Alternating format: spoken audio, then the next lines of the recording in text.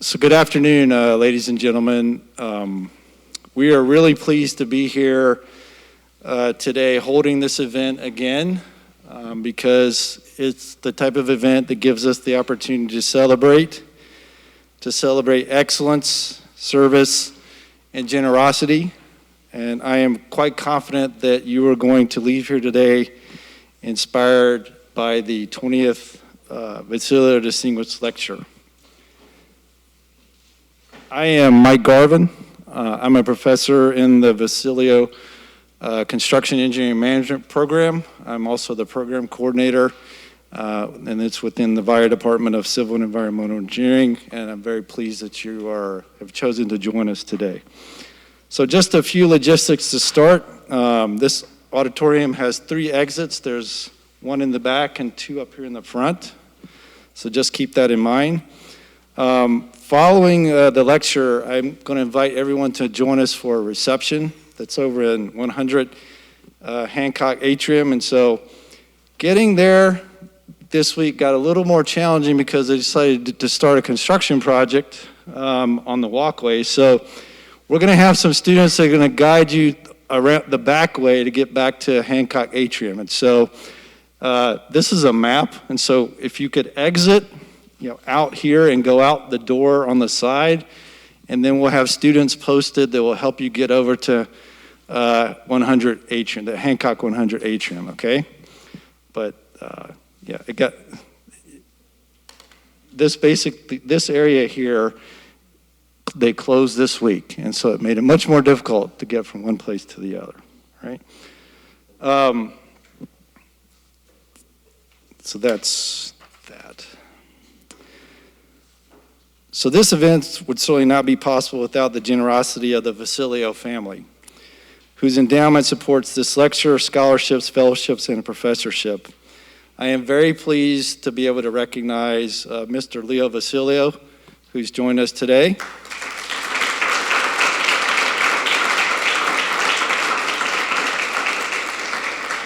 Mr. Michael Vecellio, who's also with us today.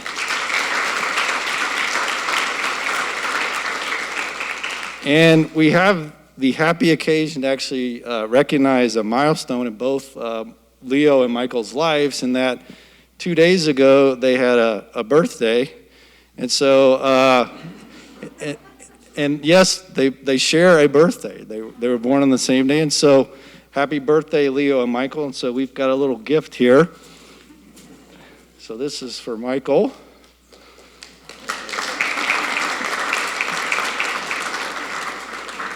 And this is for Leo. It's quite an appropriate gift. It's a hard hat celebrating Virginia Tech's 150 years, and it's been signed by a variety of leaders here at Virginia Tech. So once again, happy birthday, Leo and Michael. I'd also like to recognize leaders of Virginia Tech who are with us here today. The Dean of the College of Engineering, Dr. Julie Ross, here.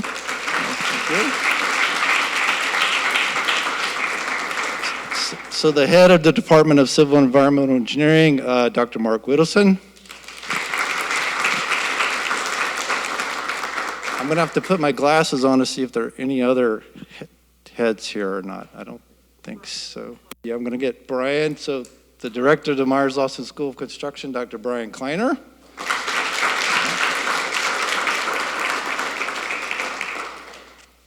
And so we thank all of you for joining us here today. I would be remiss, though, if I did not acknowledge the efforts of Ms. Rachel Atwell, who is our program administrator for the Vecellio Construction and Management Program. Quite simply, without Rachel's efforts, this event would not happen. In fact, she's helping with setting up the reception right now, so I'd really like for us to give her a round of applause, even though she's not here to receive it.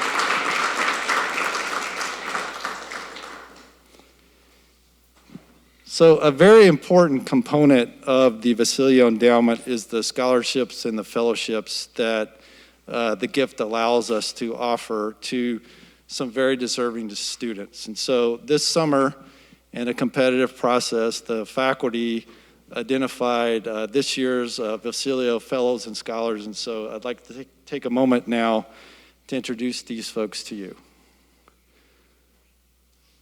So the first is Jonathan Arner.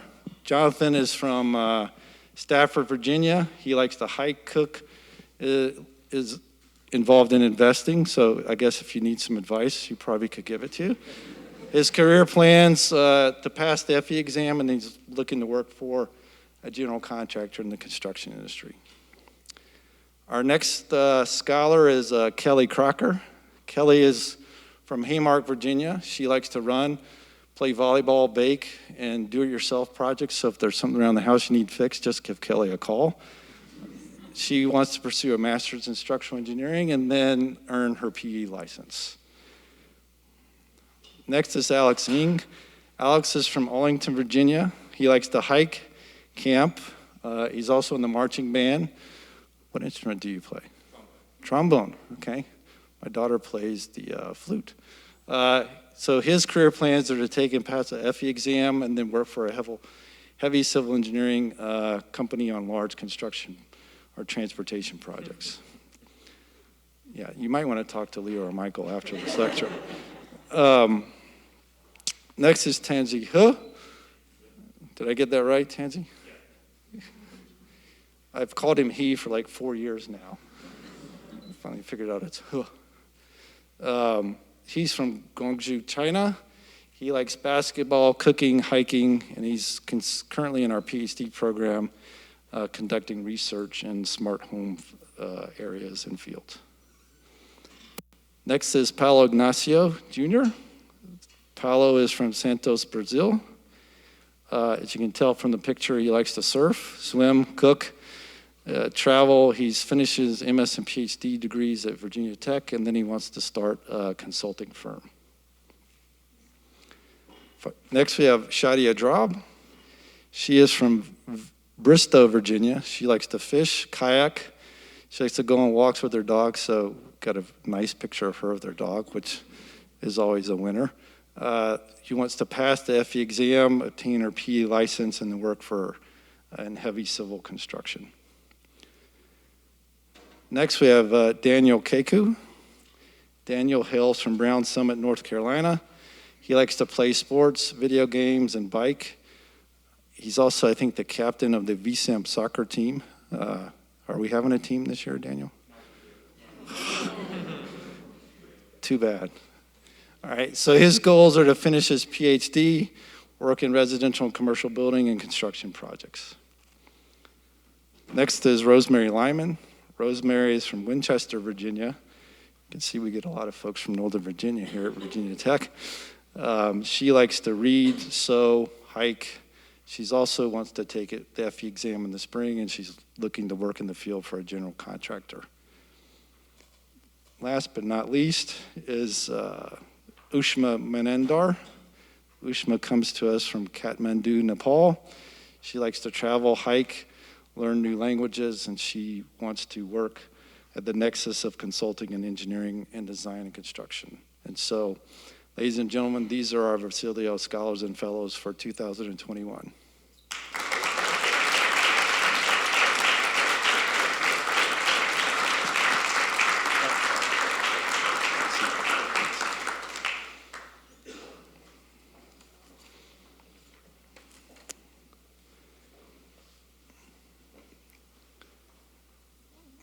So now to our distinguished guest, DJ Gribbin.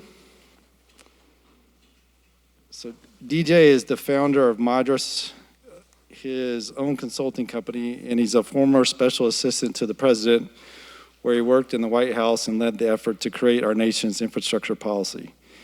DJ has had an eclectic and varied career. His first job was on Capitol Hill, which gave him the financial security he thought he needed to ask Molly to marry him.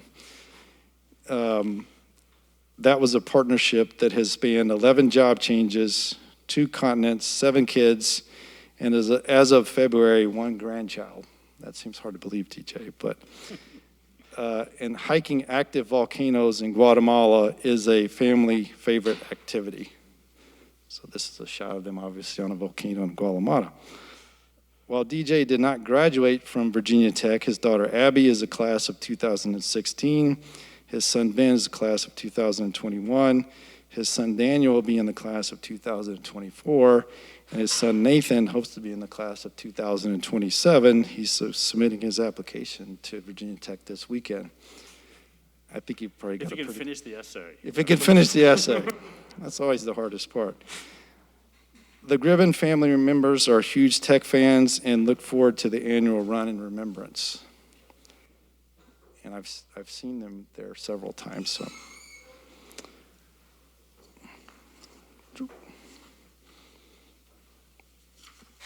DJ has also spent a considerable amount of his energy focused on philanthropy, from starting a nonprofit to serve impoverished Guatemalans to serving on the boards of his church and his kids' schools.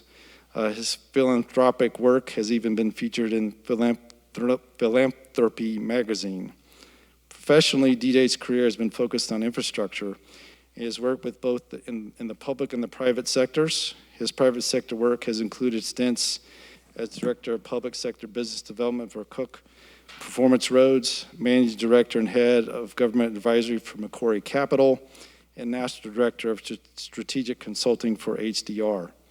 His public sector service includes Chief Counsel of the U.S. Federal Highway Administration, General Counsel for the U.S. DOT, and as mentioned before, Special Assistant to the President for Infrastructure.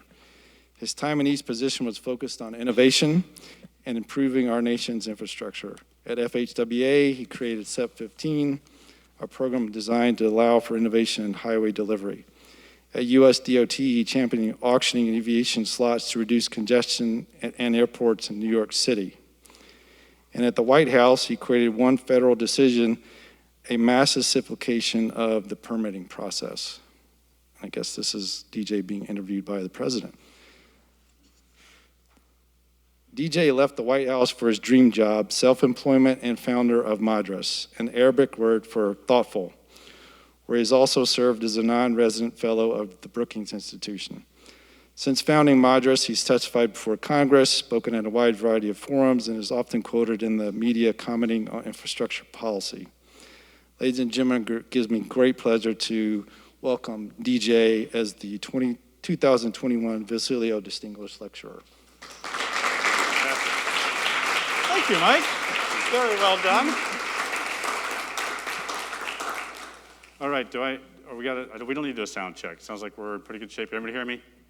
All right, fantastic. This is my first speech with a mask on, so be patient with me. And I think we can take down this photo if that's okay. I feel like I'm now compelled to do the same pose as I talk to you all. But thanks again. Mike did mention that I've come down several years since traveling down to visit Virginia Tech to see the kids and taught his classes on occasion. And really want to thank the Vecellio family for making all of this possible. I mean, what a great contribution, not only to Virginia Tech, but just to civil engineering and to infrastructure. So I'm going to talk a little bit today about public policy and infrastructure. And I think I'll start just kind of helping you answer the question, why are you here listening to a lawyer and a banker and a former policy guy? Because you're engineers. What brings you here? And why should you care about policy? And so I spent actually most of my adult life focused on policy. I find it fascinating. Not everyone finds policy interesting. In fact, I used to work with a guy at Coke, Mike Morgan. Now, Mike was bigger, like literally bigger than life, huge Oklahoman. He loved politics. He would go out, he'd raise money, get people to the polls, build coalitions. And as we were running up to an election, I was talking to Mike about, okay, well, we need to think about the policy stances these candidates take. And I'm not making this up. He looked at me and said, policy? That's just reading shit. What do I care about policy?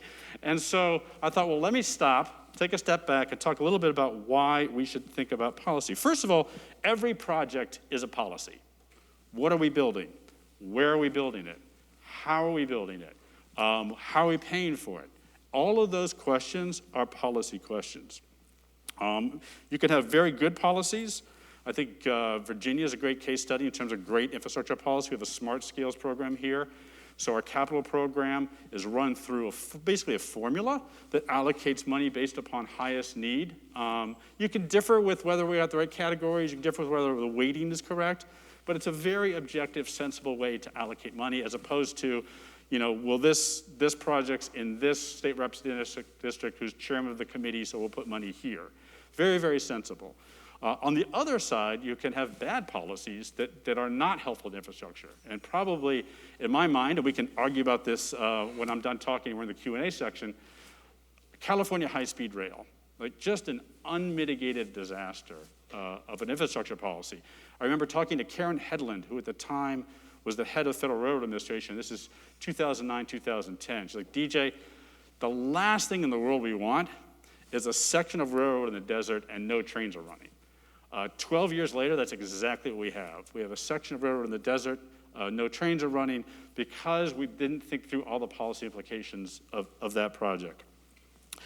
But more importantly, policy can prevent you, as engineers, from doing what you're built to do, right? Which is design improvements to the way infrastructure gets developed. And before I get to that, I started in the White House. Actually, was not involved in the Trump campaign. They just kind of called up out of the blue. Madras was 6 days old, and I got a phone call saying, hey, would you be interested in coming to be special assistant to the president for infrastructure? And I was like, well, yeah, that sounds great. Let me mothball this 6-day-old company, and I'll start it up when I'm done. And I was sitting in the basement of the West Wing, just catching up with guys. Where are you from? What brings you here? What are you interested in? And I was talking about, I love simplifying regulations. I think regulations are just way too complicated. They're hard to comply with. I love to simplify. In fact, I would fantasize about getting a dozen lawyers around a table, taking out the Code of Federal Regulations, and just rewriting them, and making them in plain English, simple, so people can comply with the law. And the guys that were around this table stopped and looked at me and said, you fantasize about that? So at that point, I realized I might have given a little bit more insight into my character than I meant to at that point in time. But what I wanted to do is I went to a graduation of one of our kids, and the speaker did this great job of, he took a letter out from his mom and talked about how this letter was a turning point in his life. So I thought, that is just a great thing. I want to adopt that the next time I go to speech. So I don't have a letter from my mom, but what I do have is Part 174 of Title 49 of the Code of Federal Regulations that talks about tank car unloading. So Mike mentioned I worked at Koch Industries. We acquired, we were the largest asphalt trader in the country at the time. And we're moving a lot of that by tank cars. And as you may know, asphalt solidifies as it's being shipped.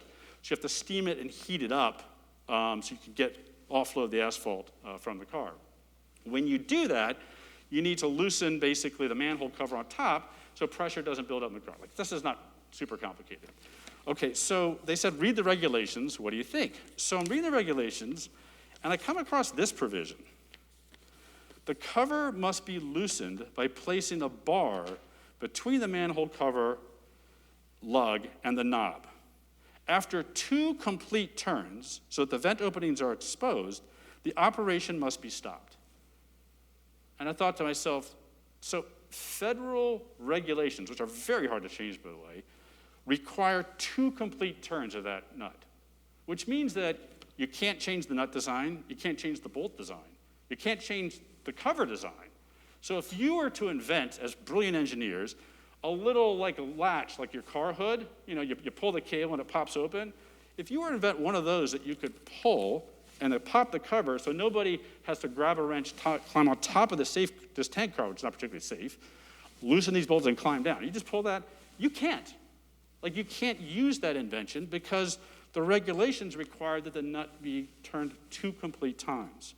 My other favorite is, if a valve cap or reducer does not unscrew easily, it may be tapped lightly with a mallet or wooden block in an upward direction. So let's say I don't have a mallet, I have a hammer, and I say I want to knock it to the side, not up. Now, I've violated federal safety regulations. And so my point is, some very well-meaning people in the Federal Railroad Administration just went a little crazy in designing this regulation in a way that inhibits you from doing your job. So policy is important because it can prevent you from doing what you want to do. So policy matters. It's not just reading stuff. It affects how you do your job, and more importantly, can severely limit your ability to do well. So let me move, this is like the 10-foot level. Let me move back to the policy level, like the 50,000-foot view. Do we have the video of Governor? Okay. So you may wonder, like, why is this talk titled, "Can We Just Fix the Damn Roads?" And it's because the governor of Michigan ran and did one of the most brilliant messaging pieces I've ever seen in terms of what people are most frustrated about when it comes to our nation's infrastructure. You know, here in Michigan, our roads are so bad that the average driver spends over $500 a year to fix their cars. I just replaced this windshield for the second time in 2 years. As governor, I want to focus on the things that will actually make a difference in people's lives right now, like fixing the damn roads and doing it the right way, with the right materials, so they stay fixed. It's time to get it done. Gretchen Whitmer for governor. She was successful, by the way. That's who she was running, so quite successful. And what I like about this is this is when America says, do you want better infrastructure? This is what America thinks about. Can you fix the roads? Can you do it the right way using the right materials? And so that got me sort of thinking about, all right, well, why is it that the polling that we did in the White House showed that infrastructure is the top 3 issues time and time and time again? American public wants better infrastructure. So they want better infrastructure. Why is it so hard to get better infrastructure? And there are 3 things I want to touch on today. First, the policymakers and the public disagree on how do you define infrastructure. And secondly, we've abandoned cost-benefit analysis, and now we do just benefit analysis. And I'll talk about these in more detail later. Third, we've forgotten that public trust is absolutely the key to lasting quality public infrastructure. So let me take each of those in turn. What is infrastructure? So I was asked to go serve in the White House. I had a dozen different cabinet members, dozen senior White House staff, and my job was to get them all to agree on one set of policies. And the first threshold question is, okay, well, you say infrastructure, what is infrastructure? Now, everyone in this room, I'm sure, can appreciate this dynamic. Once you say you're going to spend $1 trillion on infrastructure, guess what? Everyone takes out the infrastructure label and slaps it on whatever they're working on, and it suddenly becomes infrastructure. So my first 6 months was just wrestling with cabinet members on, is their pet priority infrastructure? So had to talk to Secretary Ben Carson. Housing, while incredibly important, is not really infrastructure. Secretary Zinke, national parks, we love national parks, not infrastructure. And you see that we kind of went through and we had a very defined view of what infrastructure is. This administration actually taken just the opposite approach, which is, all right, well, public wants infrastructure, let's call everything infrastructure and see if we can't evolve it.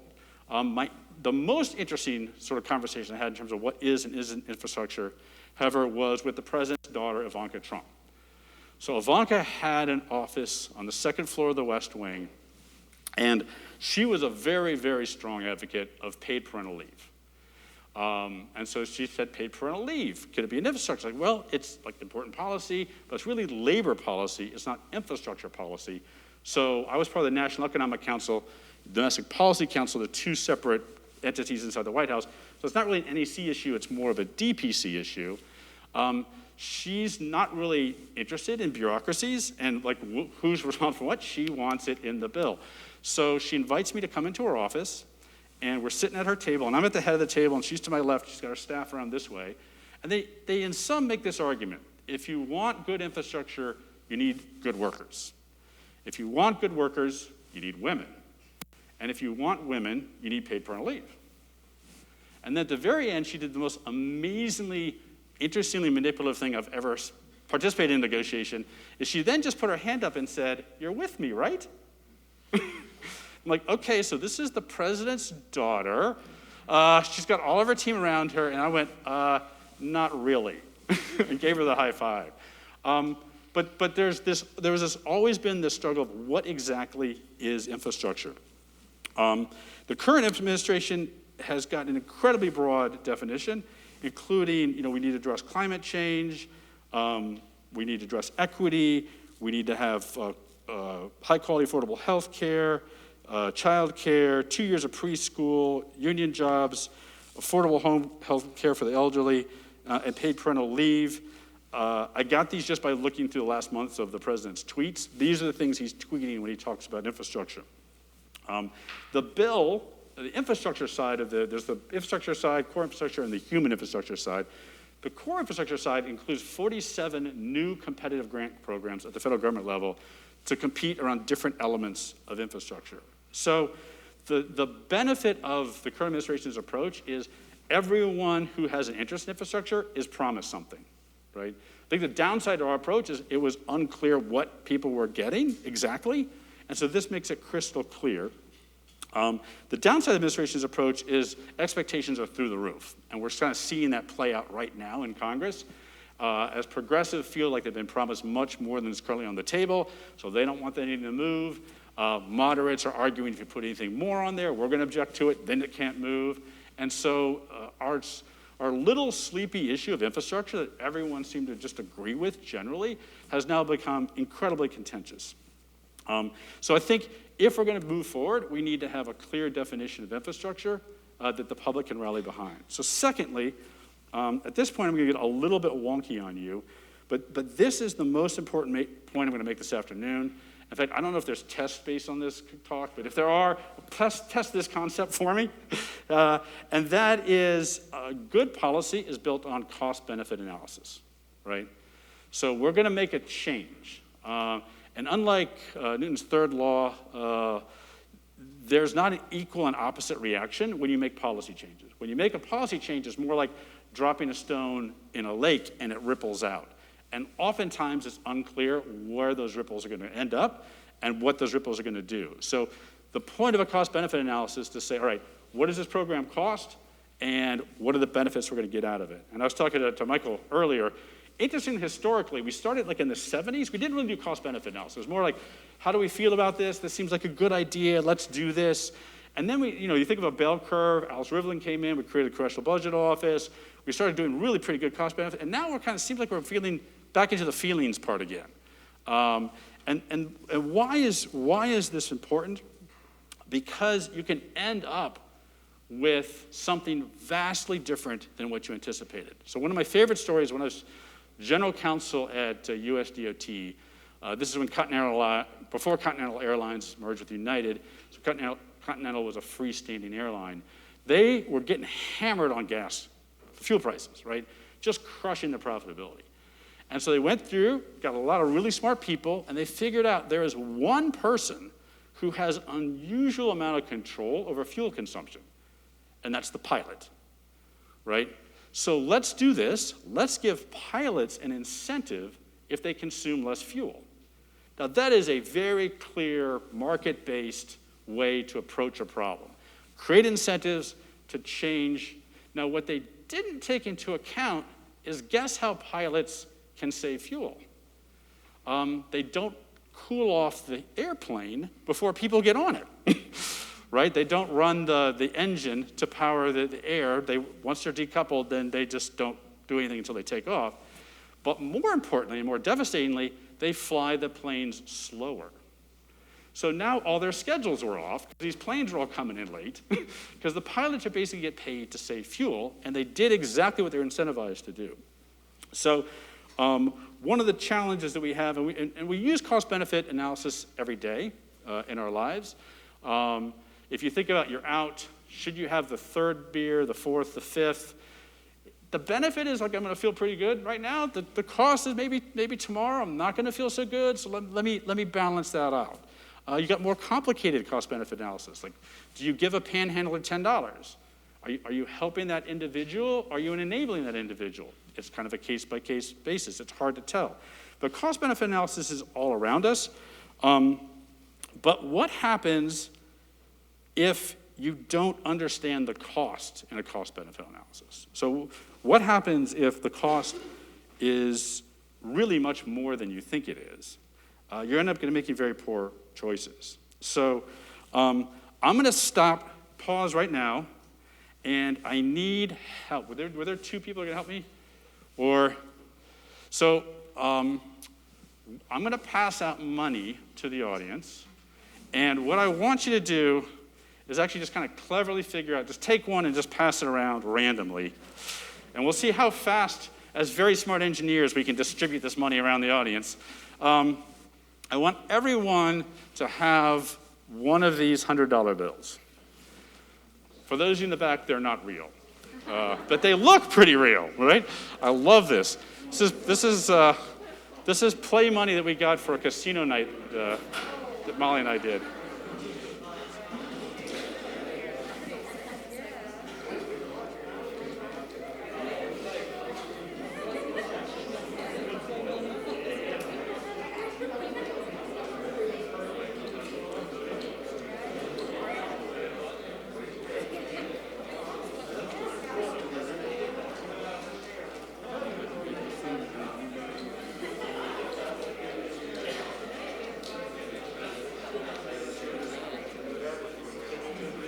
If more people came in while I was talking, we may have run out.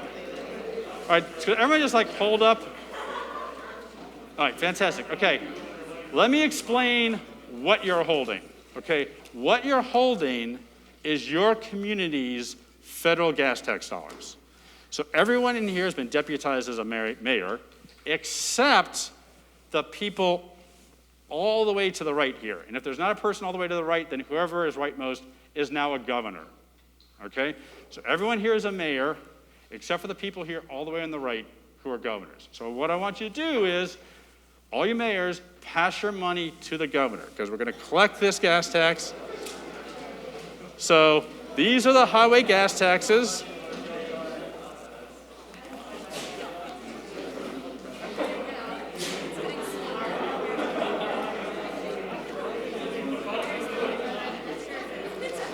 Keep passing.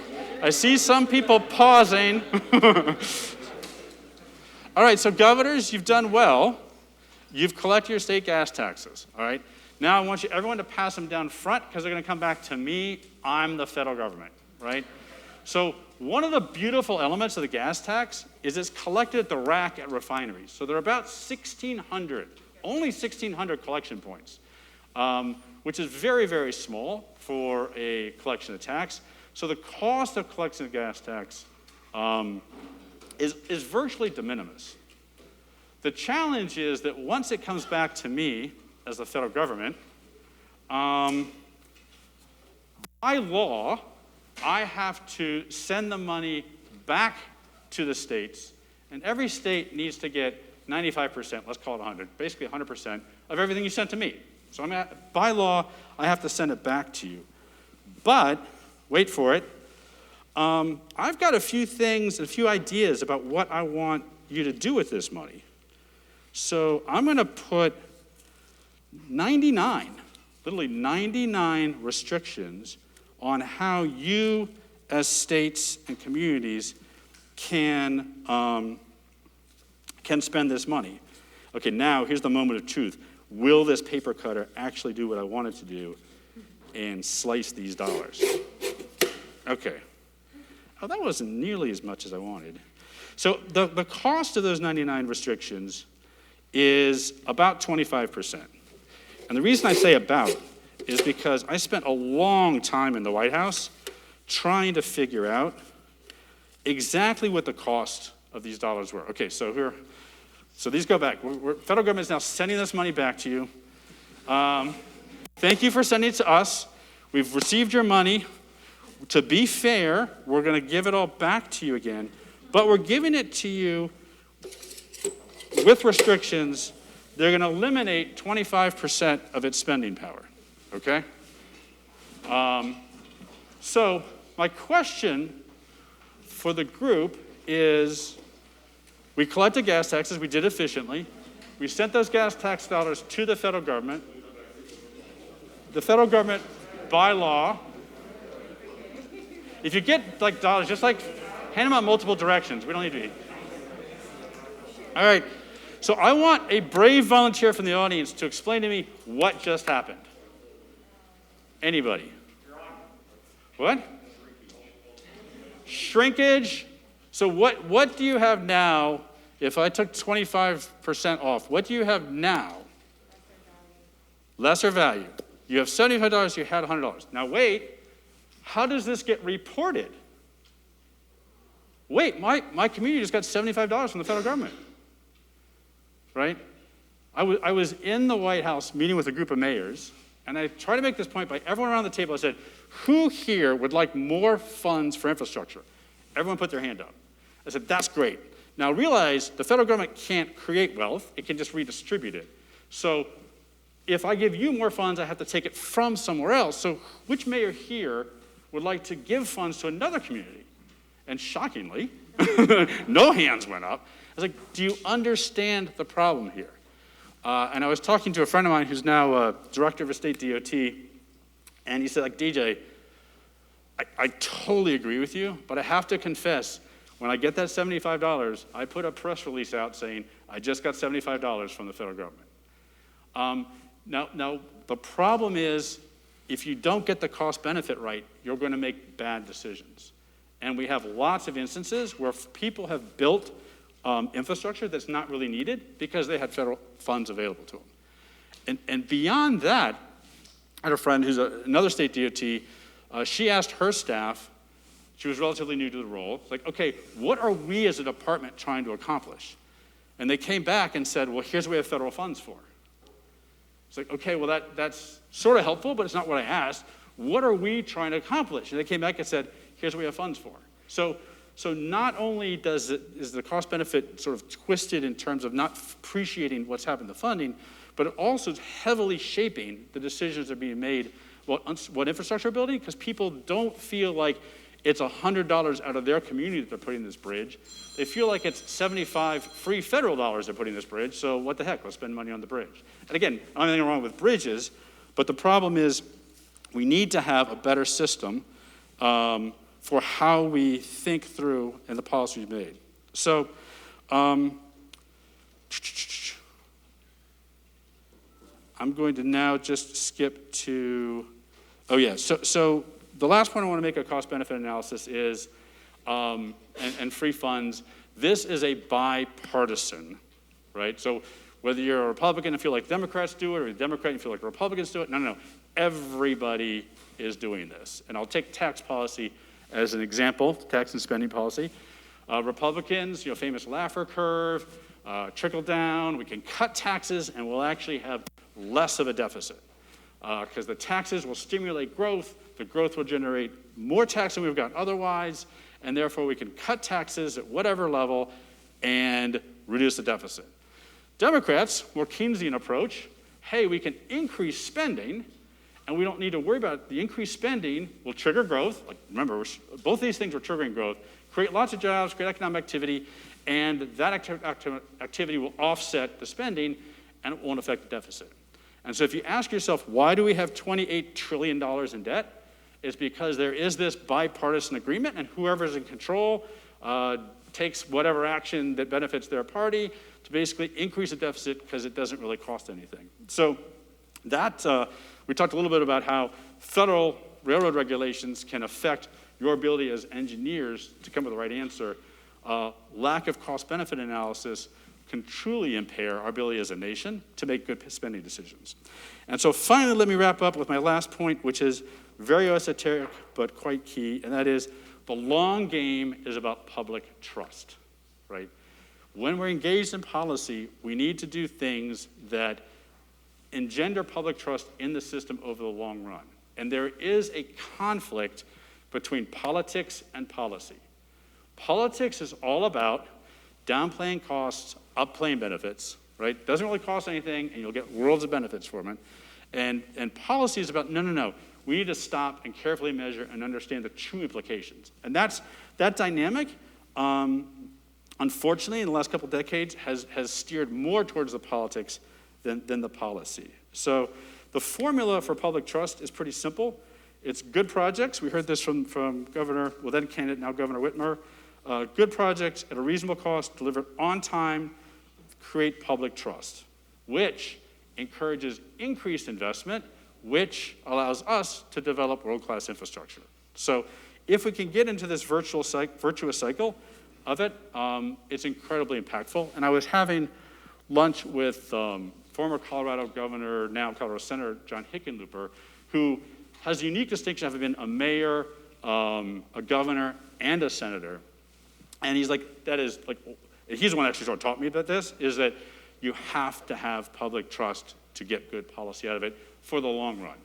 And because we're in infrastructure, we're all about the long run. I mean, infrastructure is a multi-generational exercise to improve the quality of our country and improve our ability to move freely and enhance economic activity. So at the end of the day, it really does come back to, are we engaged in activities? Are we picking the right projects? Are we spending the right amount of money? Are we delivering these projects on time? If we're doing that, we'll get the public trust, and the public will reward us by giving us more resources and trust us with more resources so we can go out and truly build best infrastructure in the world. So with that, I'm happy to answer any questions. I would encourage probing questions. I actually used to encourage like hostile questions, but nobody took me up on that. What's much more interesting as a speaker, if you just like, go ahead, like, I disagree with you when you said that. Let's have a really good, robust debate. I worked for one of the most controversial politicians in American history. There's gotta be something of mine in that area, right? And feel free to keep the $75. You can take that home with you. So, all right, any questions?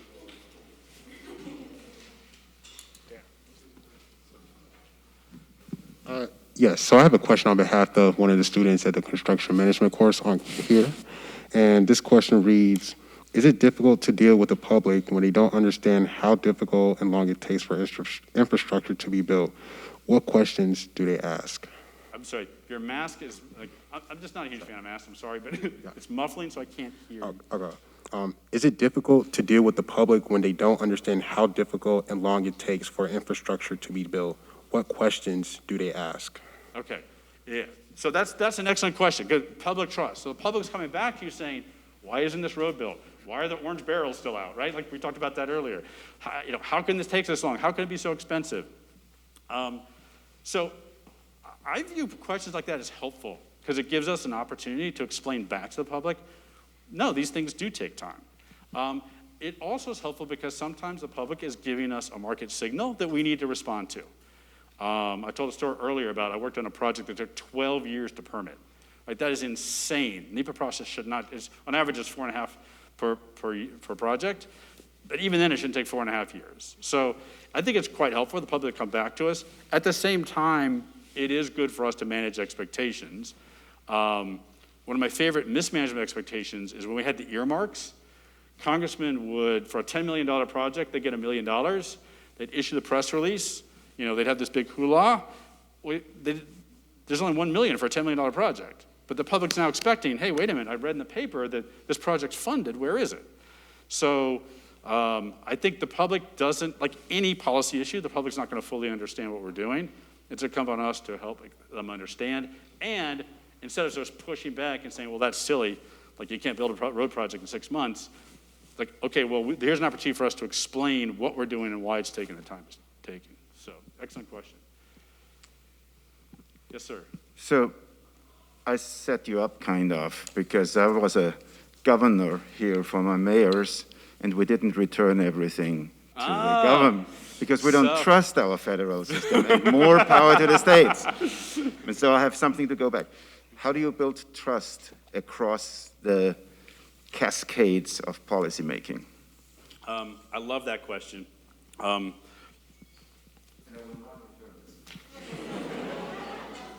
Stand strong. All right. The way you build trust across the different levels. So the thing that makes us a little unique in the U.S. Is that our federal government only owns about 6% of our infrastructure, right? 94% of our infrastructure is owned by either state and local governments or the private sector, relatively evenly split. The way you generate trust is you make decisions where that infrastructure is. So if there is an interstate system funded by a federal gas tax, let's have the federal government make those decisions so that most simply, the roads connect, right, as we go across the continent. So we have a uniform standard in terms of design. So we have uniform standard in terms of signage. So it makes it very easy for people to travel from one part of our country to the other on a facility that they're very familiar with. That's a federal decision. Step back into like Washington area metro. DC, Virginia, Maryland, that's kind of a regional decision more than is a federal decision. Step around to like you want to paint a crosswalk. There were literally communities who were told by the federal government they can't paint the crosswalk the way they wanted to paint it, right? Because it violated federal standards. That does not build trust, right? That just builds frustration. And so I think going to a point where we fund local infrastructure locally, state infrastructure state, federal infrastructure federal, will help people understand, and we're not doing the federal funds are just coming free to us, will help people understand kind of the costs and benefits. And you see it playing out in transit. So local transit initiatives, 70% of them pass. Like people will pay for infrastructure, they just want to have some faith that that money is going to go where they're sending it for the purpose they're sending it. So excellent question. Yeah, and that is particularly acute here in the US because our infrastructure is, I'm talking about roads, water, 56,000 water systems in the US. So, the way you build trust is you just make sure each one of those systems, they're actually probably were too localized and we need to move to something that's broader. Yes, sir. So where I grew up as a child is currently experiencing the natural gas boom due to fracking. Yes. And regardless of your opinion of this process, I am just totally impressed with the infrastructure that the oil and gas industry puts in place, heavy infrastructure, very similar to stuff that we do in civil, pump stations, pipelines. They get it done. Why does it take so long in the civil sector? It feels like we move at a snail's pace. Or maybe I'll flip the question around. How do we just get more like another industry and just drive forward and just get this stuff done? Fantastic question, and I really love your impatience with the inefficiency of our current system. So I represent I'm a senior operating partner at a private equity fund that invests private equity into infrastructure, and a large part of what I spent my career doing is structuring the financial, the legal arrangements to allow that to happen in a way that's good for both parties. But to be fair to government, having been both in government and the private sector, government has a lot more stakeholders, right? There's a lot more people involved in that decision. So it's going to be a little bit slower because it needs to be a little bit more collective than what model pump we should use at this pump station. That's a super easy decision for an energy company to make. What type of equipment should we use in a public water system might be a little bit more involved. That said, there's lots of ways that you can improve it, and it kind of piggyback off the last question, which is making decisions at the right place, right? So, freeing up, if you have a government, Port of Miami tunnel, so Florida DOT was going to do a tunnel in Miami. It would have been the first tunnel they've ever done in limestone. So they said, well, hey, we're not great at this. Let's get Meridian, this private sector company, to come in and develop and build this tunnel. We'll pay them for it. And that went much faster than it would have been if it was a traditional public procurement because they delegated out some key risks around that transaction to true experts in the field that allow it to pick up and go faster. So, any other? Yes, sir. Hello. So my name's Case Poling. I'm from southern West Virginia, Beckley, West Virginia. Our state's infrastructure commonly ranks in the bottom 10 in the nation. What's one thing our state legislature could do to improve our infrastructure? Oh, man. One thing. So I'm not sure Virginia ranks in the bottom 10. West Virginia. Southwestern Virginia or West Virginia? West Virginia. West Virginia, okay. Yeah, I'm blaming it on the masks here. So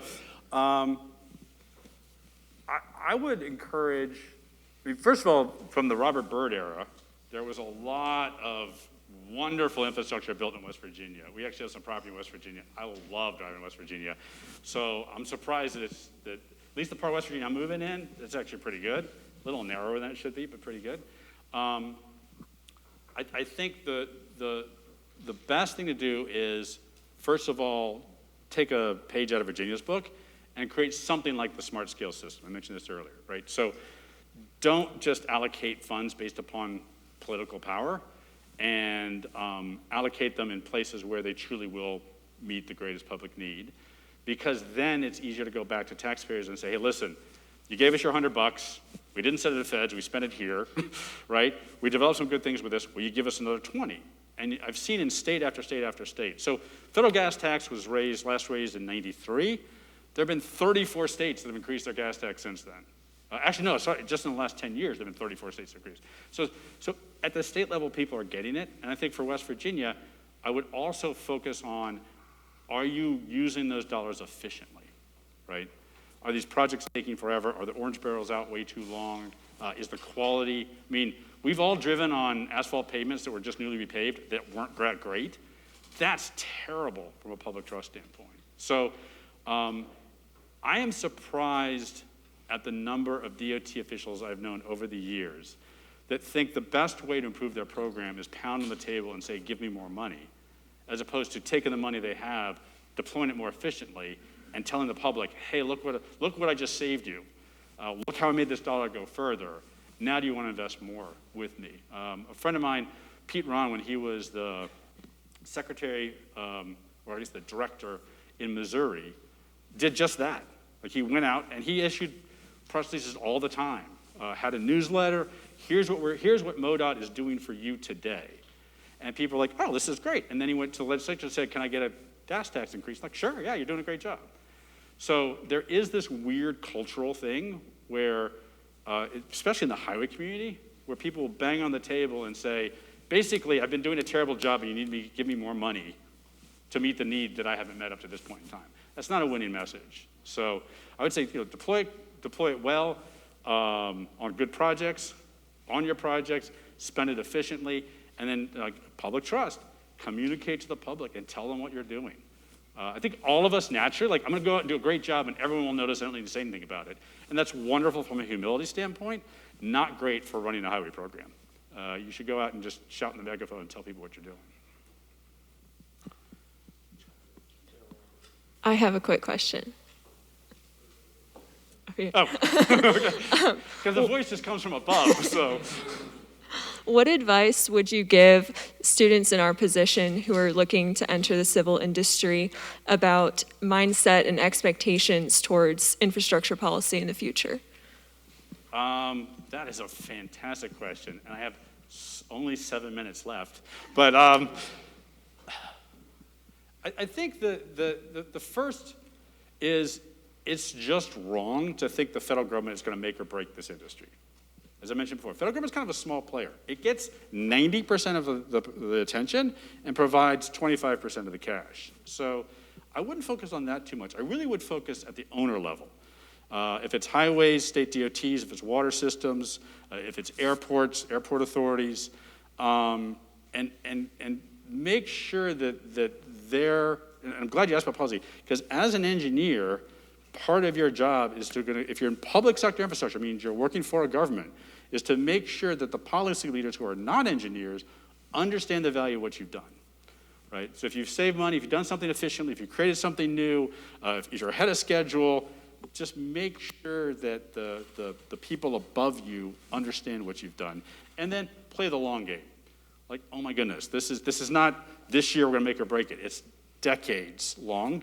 And just keep an eye on, again, not to get too cost-benefity, but just keep an eye on making sure that you're thinking about, all right, well, as you're delivering this facility, what are we spending on and what are the benefits, and does that kind of make sense? But excellent question. Any other quick questions for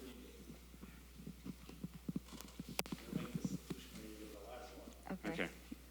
I didn't have 7 minutes. I just had a quick question about what do you think infrastructure funding has changed in a post-COVID economy, or how do you think infrastructure funding has transformed after COVID? So I think infrastructure funding, for the most part, has I mean, aside from the trillions we're just dumping into the economy, which some of it is designated to infrastructure, I think, I'm not sure that the pandemic has had much of a change in how we fund infrastructure. I think what it's really going to do is change the way we think about infrastructure, right? I mean, all of a sudden, every American is thinking about last mile. Like, nobody knew what last mile was 5 years ago. Right now, like, well, how am I going to get my Amazon package, and how's this working? I'm working from home. So I used to really care about, I'd be incredibly frustrated with how slow it took me to get down this highway to my office. Now I'm frustrated with how slow my broadband speed is. So I think what we're going to see is a change in terms of consumer demand. And the question is for all of us is, are we up to the task to making sure that we move with that consumer demand change in a way, I'm going to end with, that develops public trust. So, thank you. All right. Thanks, DJ, for his presentation.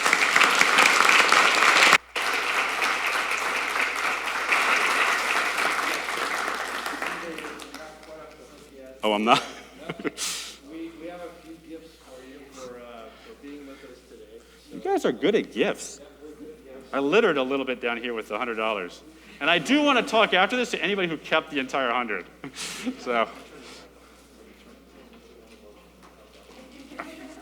this is gift number one. oh my goodness, do I open these? Yeah, Right here? go ahead. So many gifts. Oh, fantastic. So I next, can wear this, as can my sons who've attended here. So that works out great. so that's gift number one. Ooh, this one's heavier. I'm going to put this one down so I don't drop it. Is it fragile? Oh, wow. This Some is Hokie so stone. cool. It's a Hokie stone. It says Virginia Tech DJ Gribbin, Vecellio Distinguished Lecturer, October 29th, 2021. Thank you very much. Wow. That is awesome. This now becomes like the second coolest thing in my office. So. Well, we're trying to do our best. So, is that, yep. Oh, there's more? Yes, more. This is like better than Christmas. Oh, fantastic. So this is a DJ Gribbin right. hard hat. So mine is not as safe as you guys because it's white, but it's fantastic. Oh, it's got my name on it, It's got too. your name on it, yep. So I'm going to be taken very seriously anytime I show up to a construction site. Yep. So last but not least, something my maybe a goodness. little, I think Okay, very appropriate for your family, hopefully. Yeah. so you going to help me here? Okay.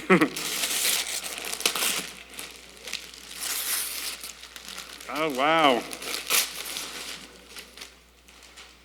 There it is. So Remembrance Run, the BT.